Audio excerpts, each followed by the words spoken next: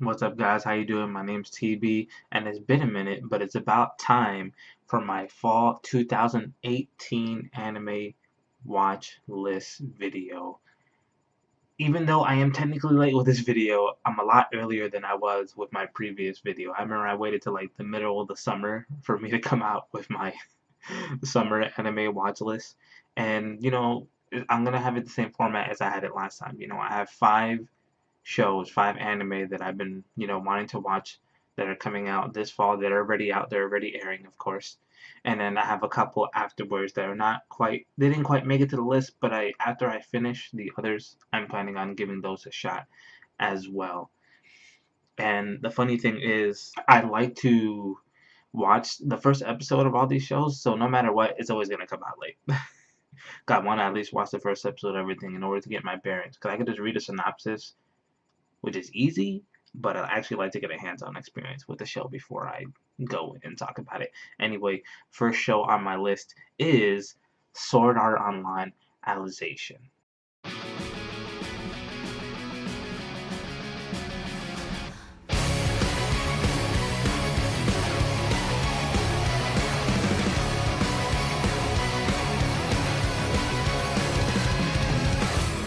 So the third season of Sword Art Online is interesting because instead of manipulating your brain or playing AR like in the movie, they are trying to manipulate your soul this time. It seems like it. A lot of stuff is going on in the first episode of this third season. It's like 45 minutes, 47 minutes long. It's very, very, very long first episode, but they needed to do it. They need to do it because they're introducing you to new characters, a new way for you to full dive into the game that they're playing in, some kind of underworld game, and also a little bit of context as to what's happening this season, because the previous thing that happened technically was GGO, right? We had the alternative, but that doesn't count. Like, that's not the main, storyline of SAO. So we got a new character, two from what I could see. One's Yu-Gi-Oh! His name is cool. He has a very distinct way of looking as well. He has blonde hair, green eyes. Same thing with this other new character. Her name is Alice. She's got blonde hair, blue eyes. So very similar. Like the design they have for these characters is very similar, and I like them. Yu-Gi-Oh seems like the type of guy that Kirito can hang out with, but he does have a personality that is distinctively different. He seems to think a little bit more instead of just do things right away. He's not as gung-ho as Kirito is. And to be honest with you, Alice kind of reminds me of Asuna. I mean, they're both so young, right? So I'm sure their characters will have more time to develop.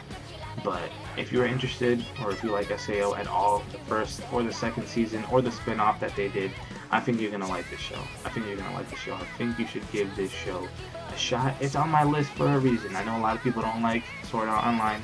I get it. I understand. Trust me. I'm even doing a weekly review of the episodes that come out. So I really do like this show, and I really wish that more people would give it a chance. Second is gonna be Zombie Land Saga.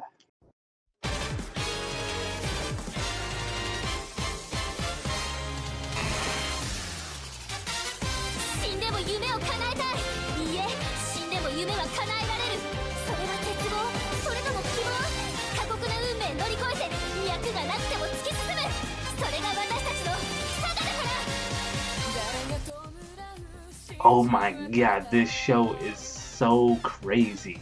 Fun fact, the first time I even heard about the show was Instagram. I randomly saw an ad with Crunchyroll for this show, and I was like, this looks really interesting. Like, super interesting.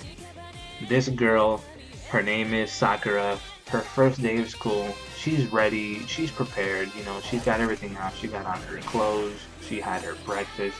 She's about to leave her door to go out to school, right? The first thing that happens to her, this girl gets slammed. She gets destroyed. She gets annihilated by this truck that passes the very front of her house. I mean, like, there's no coming back from this. This girl is 100% dead. And after this, she wakes up in like this abandoned mansion with all these other zombie girls that are surrounding her. She has no idea what's going on. And the perspective that the anime gives you is that she's still alive, right? Like, she looks like a normal person until she leaves the mansion and she runs into this guy. He seems like a mailman or something like that. he's freaked out because he sees her for what she really looks like, and she still thinks that she's alive, she's normal. Nope, she's a zombie now, she's dead. And basically, the gimmick or the idea for this show is that this crazy guy, Kotaro, is going around resurrecting these old idols who have long since been dead, bringing them back as zombies because he wants to make his own idol group. Anyway, show looks really interesting.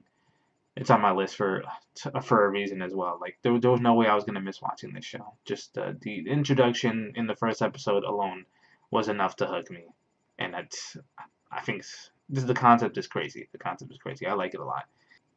Third would be Golden Kamui.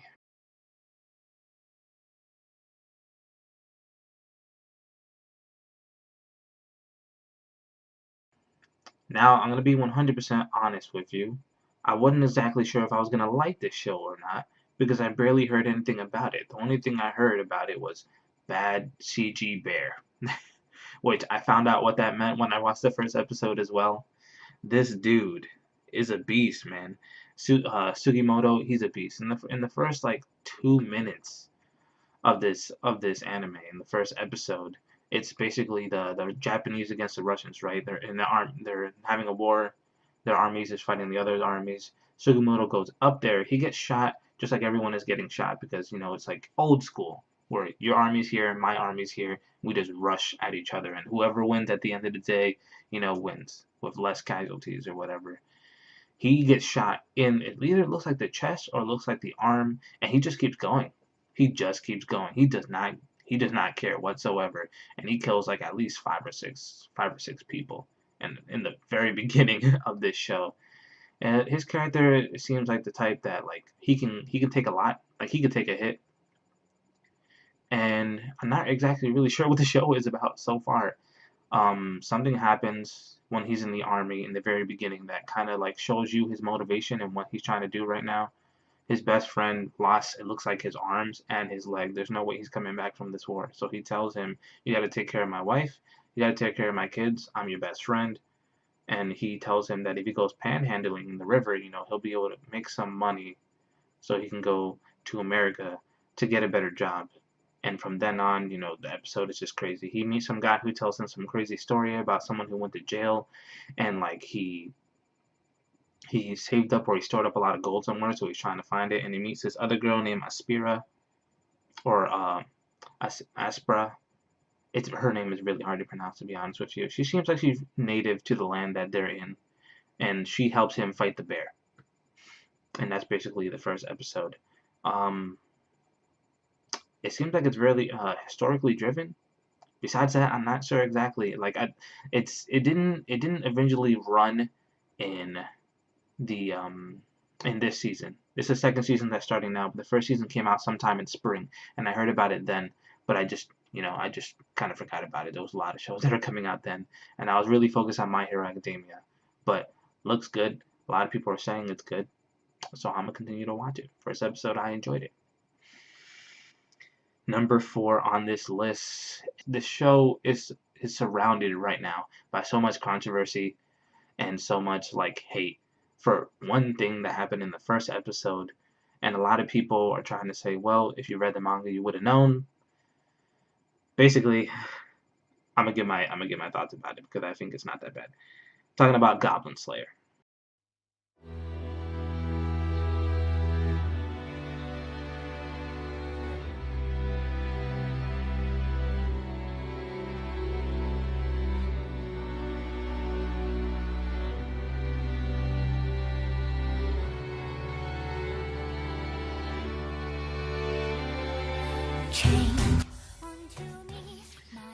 Yes, Gotham Slayer, the show that's been on everyone's minds for these past 2 weeks.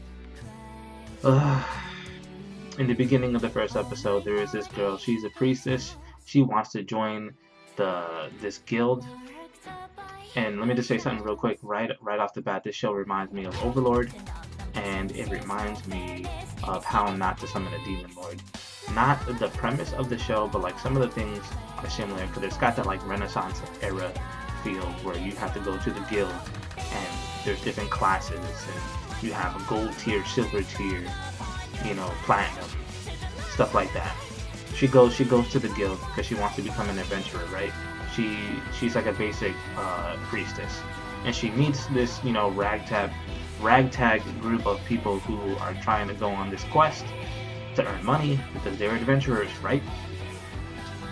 Well, they get destroyed. They get wrecked. They go on this seemingly easy quest to kill a couple goblins that came out of this cave because they're, you know, messing up the surrounding area, and things just go bad really, really, really quickly. It seems like they all knew what they were doing. You know, they had a mage, they had a swordsman, they had a girl in there who was good with hand-to-hand combat, but like it just did not work out. Everyone got destroyed, and in everyone getting destroyed, and there was this one scene where this girl got raped. Like they didn't show it, but it was very obvious that this is something that is what is happening to her after they basically stab her almost to death. These goblins. Now I understand that something like this is pretty graphic and some people can't handle it, but like if you watch something like Attack on Titan, or like if you read the manga, like what were you expecting out of the anime? You know what I mean? I feel like it doesn't make the show bad. It's not something that you should avoid just because it's hard or difficult pill to swallow. But if it's something that you feel like you can't ever see again, don't be watching Gotham Slayer. For one, in the beginning of every single episode, there's this disclaimer like these are graphic things that are going to be happening. So like just so you know, the show lets you know. So if you continue watching, it's kind of your fault. Number 5 is Miz Vampire, who lives in my neighborhood.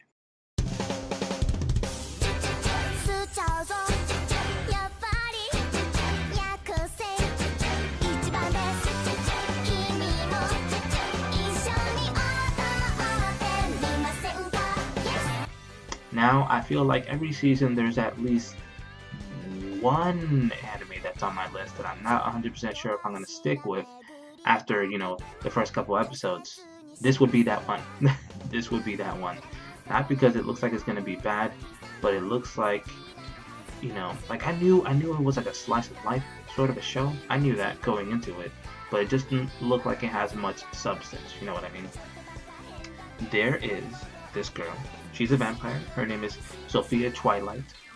Meets the main character right in the beginning. Her name is Akari Amano.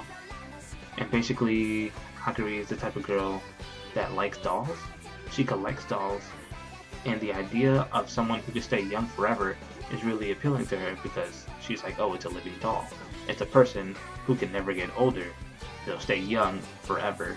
And her friends told her about this story about seeing this girl who was similar to that, like they've seen a girl who looks like that. So she went into the woods looking for this girl that was supposed to be chilling out in the wilderness of this old house. And she ends up finding, Sophie, the vampire. So basically, it's a show about a lolly who likes lollies. That's basically what it is. I don't know anyone else who could tell me otherwise. That's basically what this show is. And that's pretty much it. My honorable mentions would be Black Clover.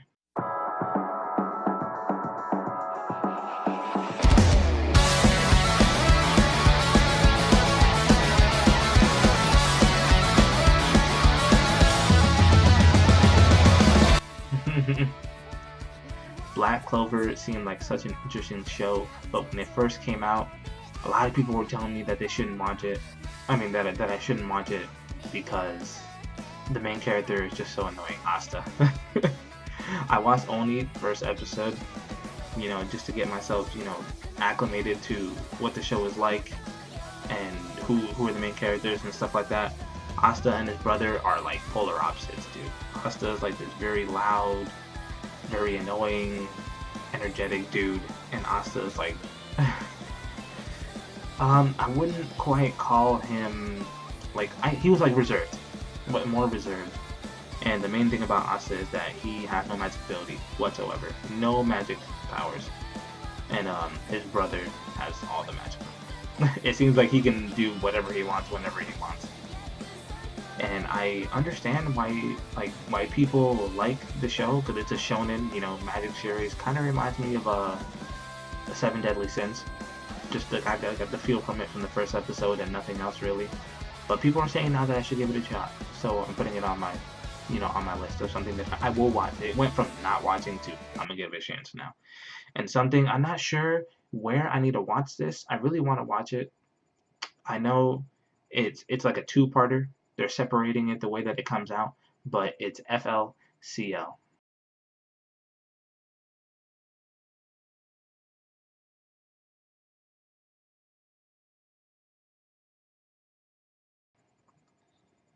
Progressive and alternative is something that I've been on my radar for a long time, but it wasn't easily accessible for me, so I wasn't sure when I was going to get a chance to watch it. But I'm so glad that the creators decided to make more of Fooly Cooly. Fooly Cooly was that type of show growing up because it came out when I was growing up that I saw on Adult Swim that was just crazy and just hilariously funny, and it didn't make any sense, and it didn't have to make any sense obviously for people to enjoy it. But now that it's back, no question, I'm gonna watch this show. Whenever I get the chance, whenever I find a way to legally watch this show, I'm definitely gonna watch it. It's been a long time since I've seen Haruko, and I really want to see her in action again. Even though the cast looks like it's mainly female now, not too many males in this cast, but the main protagonist is also female now, and not a man, so that makes sense. That makes sense. Let me know what you guys thought of my list this time around. Hopefully you think it's interesting and maybe some of them is on your list. If you have a list that you're watching for the fall season, let me know what that is. I'm interested in seeing what it is. And I'll see you guys next time. Bye.